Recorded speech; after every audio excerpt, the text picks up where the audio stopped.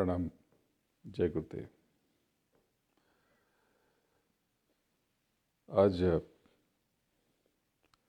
Houston में राधा जी और विजय जी के यहाँ पर आने का अवसर मिला है। मैं पूरे संसार में जो बात बताने के लिए विचरता हूँ, भ्रमणशील हूँ, जो बातें साझा करना चाहता हूँ, आपको सिखाना बताना चाहता हूँ, यहाँ पर भी आपको वही बताने, सिखाने और सुनाने आया हूँ। अपने गुरु महाराज परम पूज्य बाबा जय गुरुदेव जी महाराज का विशुद्ध आध्यात्मिक संदेश, जिसको आपने अगर समझ लिया तो आपका जीवन बदल जाएगा। आज दशमी है, परसों राधा अष्टमी थी, तो लोगों ने समझा संसार में कि राधा अष्टमी का अर्थ शायद वृषभानु की यज्ञ भूमि पर प्रकट हुई राधा जी से है। यहाँ पर बिल्कुल भी ऐसा नहीं है। ये जो अष्टमी थी, इस अष्टमी से जो बीत गई परसों से लेकर के अगली अष्टमी, यानी अभी 14 दिन और बचे हुए हैं, ये खुद को जानने का बहुत कमाल का कालखंड है। राधा का मतलब वो सारी सोल, वो सारी आत्माएं, आध्यात्म में आत्माओं को सूरत कहते हैं।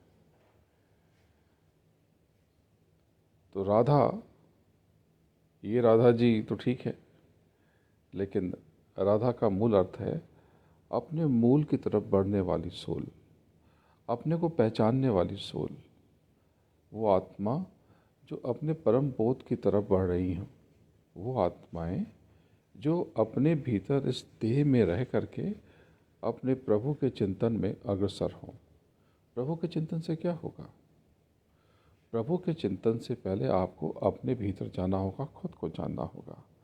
जब आप परमात्मा को पाने की कोशिश करते हैं तो सबसे पहले आप स्वयं को प्राप्त करते हैं, स्वयं को हासिल करते हैं। अगर आपने खुद को जाना ही नहीं तो विश्वास कीजिए कि आप किसी भी प्रभु को, परमात्मा को, भगवान को जान ही नहीं पाएंगे।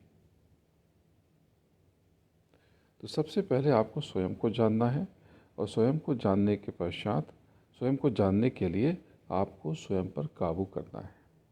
बहुत से लोग कहते हैं कि हमें अभी तक अनुभव नहीं हुआ, हम अनुभव करना चाहते हैं। बहुत आसान है उस परम चेतना को अपने भीतर महसूस करना, उस दिव्यता का अनुभव करना। बस आपको जो आपके आसपास अवरोध हैं, जो ब्लॉक्स हैं, उसको रिमूव करना है। संसार के प्रति आसक्ति से बचिए। ये क्या होगा, कल क्या होगा, बच्चों का क्या होगा, हस्बैंड का क्या होगा, वाइफ का क्या होगा, पेरेंट्स का क्या होगा, हमारा क्या होगा, बड़ा घर कब होगा, ये डेट कब जाएगा, ये कब होगा, वो कब होगा। इन सब के ऊपर फालतू का चिंतन, व्यर्थ का चिंतन, इससे बचिए। जो होता है उसे होने दीजिए। सिर्फ आप एक चीज़ करिए, आप नियमित रूप से उस प्रभु पर, सदगुरु पर भरोसा कीजिए और सब कुछ उसके ऊपर छोड़ दीजिए। तू जो करेगा अच्छा करेगा, तू जो ठीक समझेगा वो करेगा। क्योंकि एक बात आप समझ लीजिए कि आप चाहते हैं कि हम ये चाहते हैं ये हो जाए, उस फला व्यक्ति से हमारी शादी हो जाए, फला जगह हमें हाउस मिल जाए, फला जगह हमको जॉब मिल जाए, ऐसा ऐसा हो जाए। आप चाहते हैं कि आपके साथ ऐसा ऐसा हो जाए। आपके चाहने का बेस क्या है, आधार क्या है? क्योंकि ये तो आप ही हैं जिनके हज़ारों फैसले गलत हो चुके हैं। ये फैसला भी सही होगा, इसकी गारंटी क्या है? कैसे पता चलेगा कि ये निर्णय सही है? क्या पता ये निर्णय भी गलत हो जाए आपका। जो आप सोच रहे हैं कि ये हो जाए तो मैं सुखी हो जाऊंगा, तो क्या पता ये फैसला भी गलत हो जाए, क्योंकि आपके खुद के बहुत से फैसले गलत हो चुके हैं। हमें प्रार्थना क्या करनी चाहिए? ये नहीं कि प्रभु हमें ये दे दो। हमें प्रार्थना करनी चाहिए, प्रभु जो तू अच्छा समझे वो दे दे। तो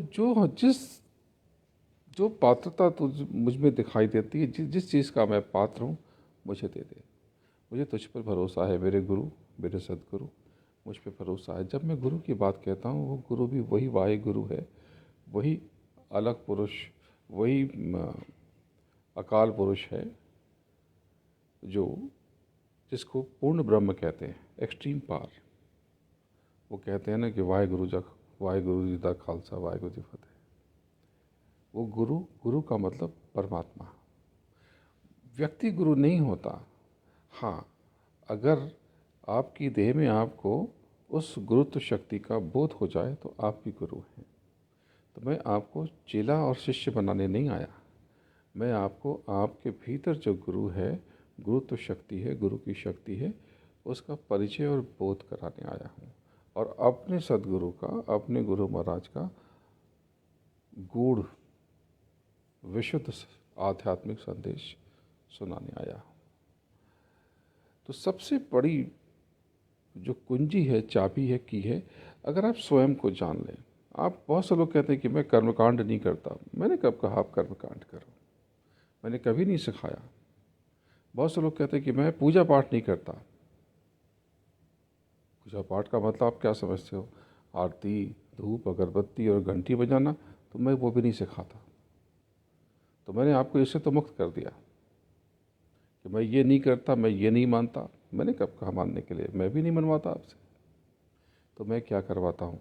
मैं सिर्फ पहले ये करवाता हूँ, और ये करने के लिए कहता हूँ कि खुद पर विश्वास करो, खुद का बोध करो, खुद का परिचय करो, क्योंकि आप स्वयं में बहुत बड़ी शक्ति हो।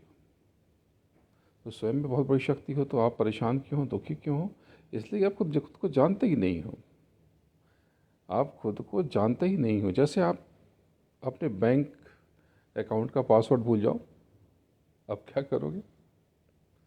आप तो कार्ड स्वाइप करके चले आते हो। इंडिया में ऐसा नहीं होता। इंडिया में पासवर्ड डालना पड़ता है।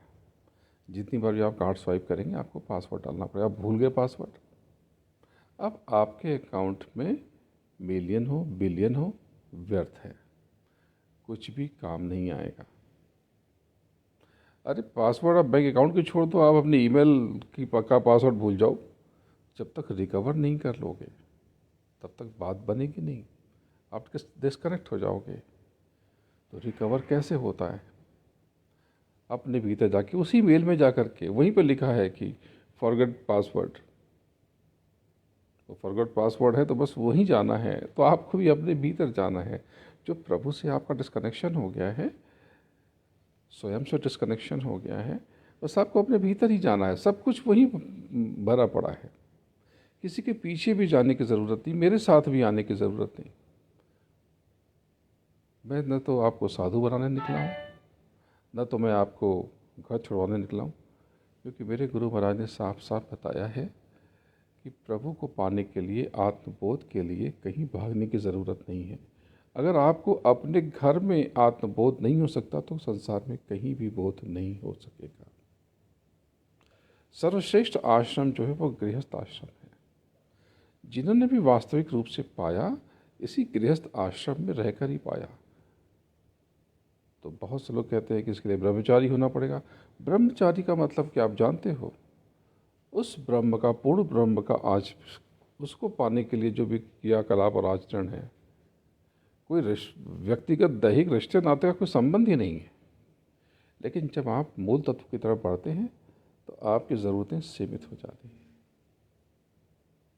सीमित हो जाती हैं।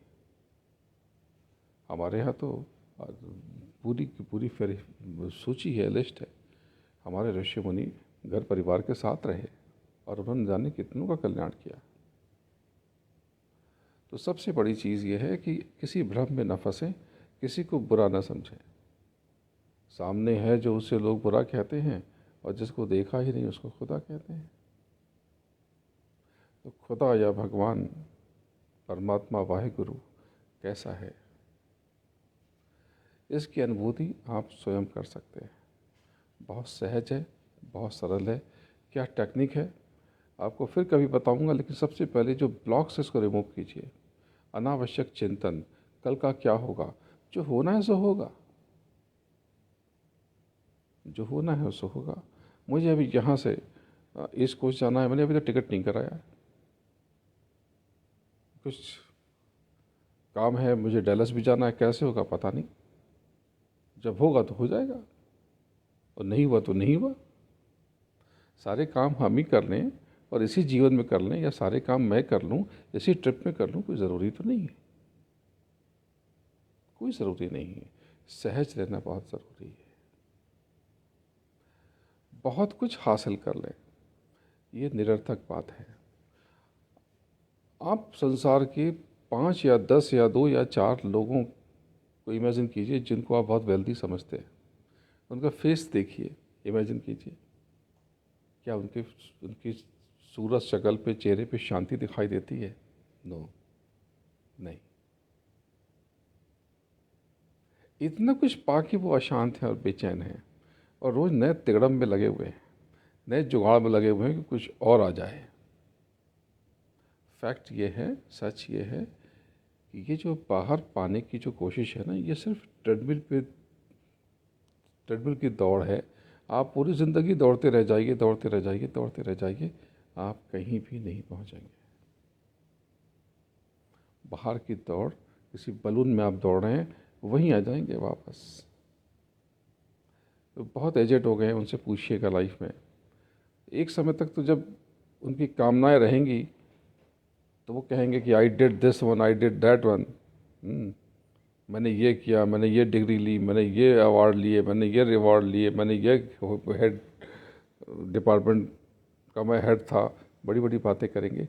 लेकिन जब उनका शरीर जब शिथिल होने लगे, फिर उनसे बाद में पूछिए। मैंने बहुत से बड़े बड़े लोगों से पूछा है कि आपने क्या पाया, ज़िंदगी ख़त्म हो रही है, अब कुछ समय और बचे हैं, तो सब ने ही कहा नथिंग, कुछ नहीं पाया। जो पाया वो छूटने वाली चीज़ें हैं। ये हाउस तो जाएगा नहीं, ये कार जाएगी नहीं, ये डिग्री भी नहीं जाएगी। जो नाम लिखा हुआ है ABCD, इस बॉडी के बाद कौन सा नाम आपके पास आएगा, डोंट नो। आएगा कि नहीं आएगा ये भी नहीं पता। एक व्यक्ति ने किसी महात्मा से कहा कि क्या आप मुझे भगवान तक पहुंचा सकते हैं, परिचय करा सकते हैं, दर्शन करा सकते हैं? तो डेफिनेटली यस। बोले कब? बोले जब तुम्हें चाहिए तब। बोले आज? बोले यस, मोस्ट वेलकम। अभी? बिल्कुल, अभी हो जाए। बोले कैसे, क्या करना पड़ेगा? बोले कुछ नहीं, आप लिख के दे दीजिए अपने बारे में, मैं क्या बताऊंगा भगवान को, कि कौन मिलना चाहता है उनसे। तो अपना, बोले क्या लिखूं? तो जो भी आप अपना परिचय समझते हैं वो लिख दीजिए। उन्हें अपना नाम लिखा, my self so and so, son of so and so, अपनी डिग्री, अपनी प्रॉपर्टी, वेल्थ, बच्चे, स्पाउस, पेरेंट्स, सबका नाम लिख के दे दिया। तो उन्होंने कहा कि अच्छा, तो मुझे एक चीज़ बताइए, ये जो नाम आपने लिखा है, अगर आपका ये नाम ना होता, कुछ और नाम होता, तो आप दूसरे व्यक्ति होते? बोले नहीं, नाम पेरेंट्स ने कुछ और रख दिया होता।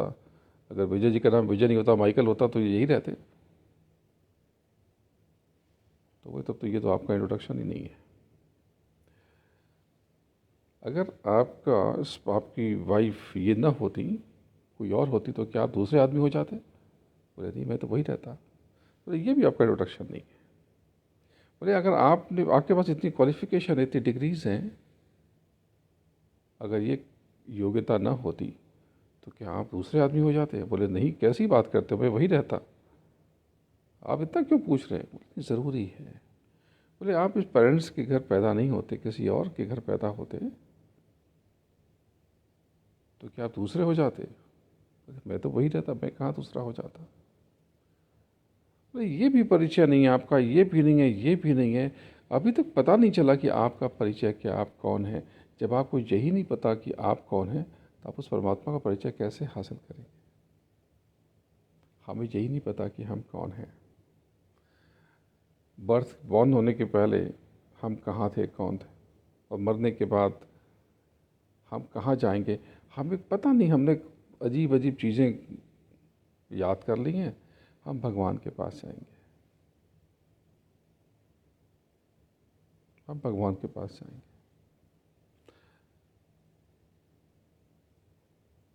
वही बात हो गई जो मैंने कई बार कहा है कि मैं यूएस आया और मैं कहूँ कि मैं मिस्टर प्रेसिडेंट से मिलूँगा।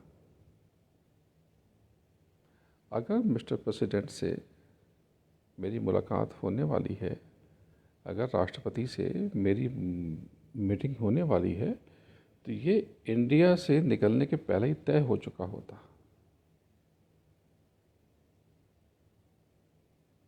यहाँ आकर के डीसी जा कर के मुझे कुछ कुछ भी नहीं मिलेगा, बिल्डिंग दिखाई पड़ेगी।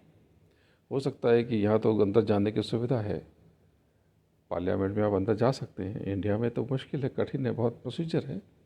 यहाँ सरल है, तो आप वहाँ तक तो जाएंगे, लेकिन आप उस मुखिया से नहीं मिल पाएंगे जो इस देश का कर्ता धर्ता है। इसका मतलब ये कि अगर आपको प्रभु की प्राप्ति होगी, आप भगवान के पास जाएंगे, उससे मुलाकात जीते जी तय हो जाएगी। मरने के बाद आपको कुछ भी नहीं मिलेगा। मरने के बाद आपको कुछ भी नहीं मिलेगा। तो कुछ चीज़ें, ब्लॉक्स को रिमूव कीजिए, बहुत कामनाओं में मत फंसिए, लेकिन ज़िंदगी तो अच्छी चाहिए। परफॉर्मेंस पर ध्यान दीजिए, बेस्ट करने की कोशिश कीजिए। जो आप कर सकें अच्छे से अच्छा कीजिए। जब भी बनिए, किसी के होंठों की हंसी बनिए, खुशी बनिए, किसी की आंख के आंसू मत बनिए, किसी के दिल की बेचैनी मत बनिए, चैन बनिए। जो आप कर सकते हैं करिए, और नेकी करने के बाद क्रॉस कर दीजिए, भूल जाइए। क्योंकि नेकी करने के बाद, अच्छा करने के बाद, जो बचा हुआ है वो डेड बॉडी है, वो मर चुका है, कर्म निकल चुका, तीर कमान से निकल गया। याद मत कीजिए कि मैंने ये किया, मेरा क्या हुआ। आपका जो होना है अब आगे होना है। आप जो कुछ भी आज भोग रहे हैं, ये पिछला अकाउंट है। मतलब क्या? मतलब ये कि आपने आज थर्सडे है ना, आज फ्राइडे है, तो अब यहाँ पर तो वीकली सैलरी आती है, शायद आज सैलरी आएगी। तो सैलरी कब की आएगी? आने वाले दिनों की आएगी? नहीं, जो पीछे हो चुका है उसकी आएगी। यानी मंडे, ट्यूसडे, वेडनेसडे, थर्सडे और आज जो फ्राइडे काम किया, उसकी सैलरी आएगी आज। एडवांस में सैलरी नहीं आती। तो जब एडवांस में सैलरी नहीं आती, तो कर्म का फल भी एडवांस में कैसे आएगा? कर्म करने के बाद आगे आएगा। तो आज जो आप भोग रहे हैं, कि पिछली सैलरी आपको अभी मिली है, आज की सैलरी आपको आगे मिलने वाली है। तो किसने देखा है? नहीं, बहुत कुछ नहीं देखा, लेकिन बहुत कुछ जानने के लिए एक्सपर्ट की ज़रूरत होती है। तो जो आपको बताया जा रहा है, आप वो समझिए। क्योंकि अगर सैलरी ना होती तो एक महल में कैसे पैदा होता, और एक स्लम में क्यों पैदा होता? स्लम में जो बच्चा पैदा हुआ, उसने इस जन्म में, इस देह में कौन सा गुनाह, कौन सा क्राइम किया है? और जो कैसल पैलेस में, मेंशन में पैदा हुआ, बहुत वेल्दी फैमिली में पैदा हुआ, उसने इस बर्थ में कौन सा कमाल कर दिया? अभी तो उसे परफॉर्मेंस तो कुछ हुई नहीं। इसका मतलब कि ये बातें सिद्ध होती हैं ट्रिग्नोमेट्री की तरह। ये प्रूफ हो जाती है कि ये तो होता है, कर्मों का नियम है। बिल्कुल है, बिल्कुल है। सिर्फ हम ही नहीं कहते, बाइबल भी कहती है। मैं तो कहीं भेदभाव नहीं करता। आप मुझसे बाइबल की बात करेंगे तो मैं आपको बताऊंगा कि हमारे ग्रंथ भी यही कहते हैं, अलग नहीं कहते। जो हमारा कहते हैं, कर्म प्रधान विश्व रचि राखा, जो जस करे सोई तस फल चाखा। बाइबल भी कहती है कि जो आज सबसे आगे खड़ा हुआ है, वो वहाँ पर ऊपर पीछे ढकेल दिया जाएगा। इसको यूं कहें कि जो हमारे यहाँ लिखा हुआ है कि तब से चूके राज मिलत है, राज से चूके नर का। 180 डिग्री का चेंज आने वाला है। सतर्क रहिए। ये सब छूटने वाली चीज़ें हैं। ये फिज़िकल वेल्थ, ये मान प्रतिष्ठा, रिश्ते नाते, जलन द्वेष ईर्ष्या झगड़े, भलाई बुराई, ये सब छूट जाएगी। जब आप जाएंगे तो आपके पास न तो हीरे होंगे, न मोती होंगे, न तो बैंक बैलेंस होगा, आपका बैंक स्टेटमेंट भी नहीं जाएगा साथ में। और ये जो कपड़े आपने पहने, ये भी नहीं जाएंगे। ऊपर की ओर एक वाइट शीट होगी बस, जिसको हिंदुस्तान में हम कफन कहते हैं। खाली हाथ चले जाएंगे? नहीं, लेकिन बहुत कुछ लेके जाएंगे। जो कर्म आपने कर दिए, ऐसे बहुत से लोग हैं। यहीं पर मैं बहुत लोगों को जानता हूँ कि चुपचाप कर्म करते रहते हैं। एक फैमिली को मैं जानता हूँ, जब उनकी मैंने बहुत बार बताया है तो वो सुन करके मुस्कुराते भी हैं। उनकी शादी हुई थी, नई शादी हुई थी, किसी मंदिर में गए थे। आरती के समय उन्होंने अपनी वाइफ को जेब में हाथ डाले और कुछ वॉलेट से जैसे भी कुछ डॉलर्स निकाल के दे दिए। 10-20 नोट होगी, 25 नोट होगी, जो भी नोट होगी ऐसे दे दिए, जो भी बिल होगा। अब वाइफ तो इंडिया से आई थी, तो उनको तो नहीं पता था कि ये क्या चाहते हैं। उसमें से उन्होंने एक बिल लिया और आरती की थाली में डाल दी। बहुत नाराज़ हुए। वो मिलियनर में पैदा नहीं हुए थे, एक मिडिल क्लास फैमिली में पैदा हुए थे। उन्होंने कहा नहीं, ये तुमने गलत किया, यू डिड रॉन्ग। तो उन्होंने कहा कि ये सब कुछ है, सब कुछ परमात्मा का है, ये गुरु का है, जो हाथ में आया ये सब उनका है। और आज मैं जानता हूँ कि डे बाय डे वो सेवा करते रहते हैं और उनकी वेल्थ चुपचाप खामोशी से इंक्रीज होती जाती है। सब कुछ सेवा से है, कर्म से है। कर्म प्रधान विश्व रचि राखा। भूल से भी किसी का अपमान करने से बचिए। आपको गुस्सा आ गया तो उस पर काबू कीजिए। ये आध्यात्मिक विचार, व्यवहारिक बात नहीं कर रहा मैं, यही सच्चा अध्यात्म है। मैं बड़े बड़े श्लोक और मंत्र सुनाऊँ, आपको समझ में ना आए तो कौन सा बड़ा काम मैंने कर दिया। अगर आप आध्यात्म का सार ढूंढेंगे तो यही सार है। सहज रहें, निश्चल रहें, निर्मल रहें, पवित्र विचार रखें, सबसे अच्छा करें। खुद के लिए आप जो भी कामना करें, देने की कामना उससे बेहतर करें। हम किसी के लिए काम आ जाएं, हमेशा ये विचार करें, दूसरों का दुखड़ा दूर करने वाले तेरे दुख दूर करेंगे राम। ये सबसे बड़ा सिद्धांत है।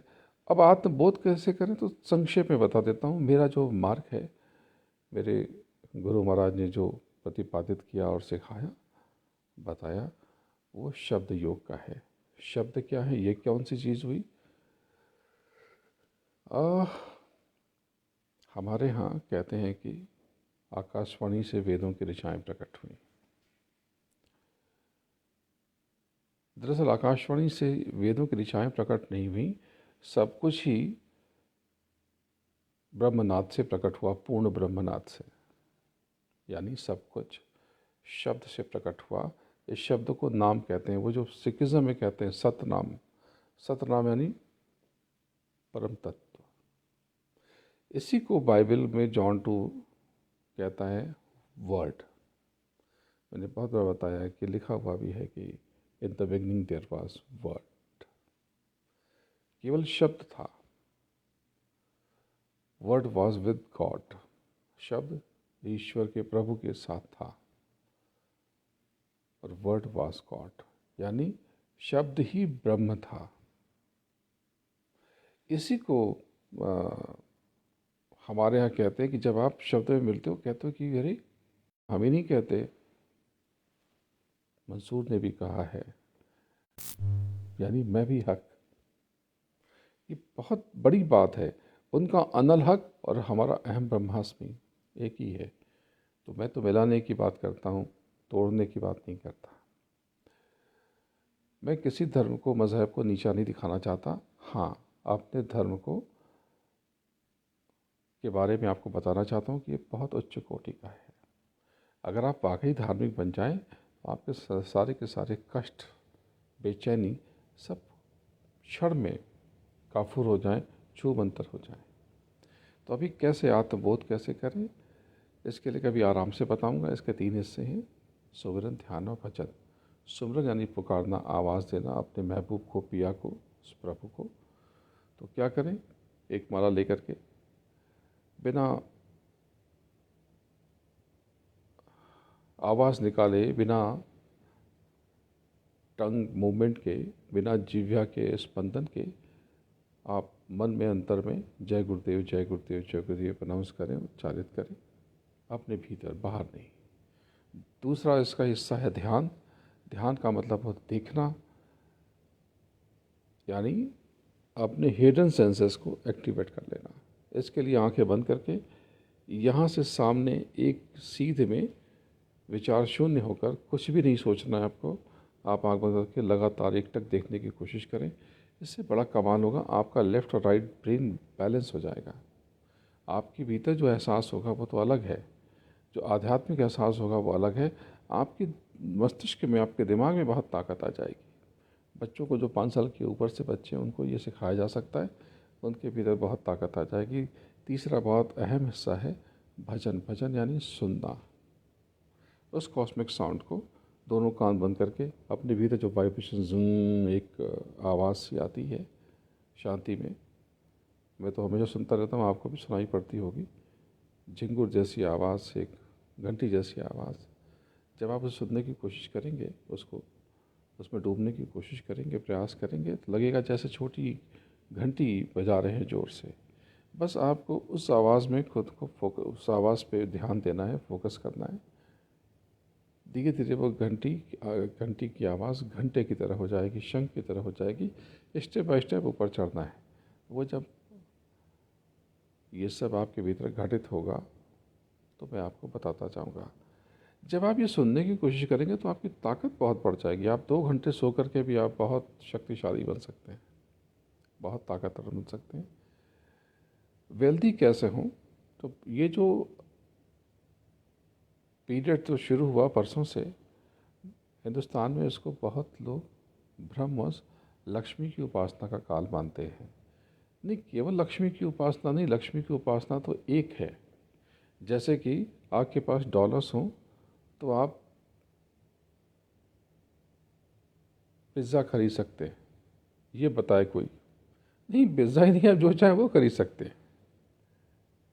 आप स्टोर में जाएं, आपकी जो इच्छा हो आप वो, आप ज्वेलरी ले सकते हैं अगर एनफ मनी है। कम पैसे हैं तो आप कपड़े खरीद सकते हैं। आपको भूख लगी है तो आप पिज़्ज़ा के साथ में आप जो चाहें वो खरीद सकते हैं। यानी इस कालखंड में, इस पीरियड में आप स्वयं का बोध कर सकते हैं। तो 2 दिन बीत गए, इसके लिए क्या करें? इसके लिए कुछ नहीं, लाइट मील खाएं, हल्का खाना खाएं, थोड़ा वर्कआउट कर लें, आराम से बैठें, अपने भीतर शांत जगह बैठें और अपने भीतर चले जाएं। जो आपको मैंने बताया है, सुमिरन, ध्यान और भजन, ये करने की कोशिश करें और ऊपर चढ़ने की कोशिश करें बिना कुछ सोचे हुए। और कोई और इसको ज़्यादा शार्प करना चाहते हैं तो ये इस तरह से बैठ जाए, इसको ज्ञान मुद्रा कहते हैं। तो जो आपके भीतर भ्रम पैदा हो रहा, आपके भीतर कन्फ्यूज़न पैदा हो रहा, इससे दूर हो जाएगा। हेल्दी रहने के लिए एक चीज़ ध्यान रखें कि जो भी उपक्रम करना हो करें, लाइट खाना खाएं, वर्कआउट करें और उसके लिए जो भी एक्सरसाइज है वो करें, क्योंकि ये जो मानव तन है, मनुष्य शरीर है, ये मंदिर है, इसी में भगवान रहता है। मंदिर में भगवान रहता है, मंदिर यानी मन के अंदर आपके भीतर प्रभु रहता है।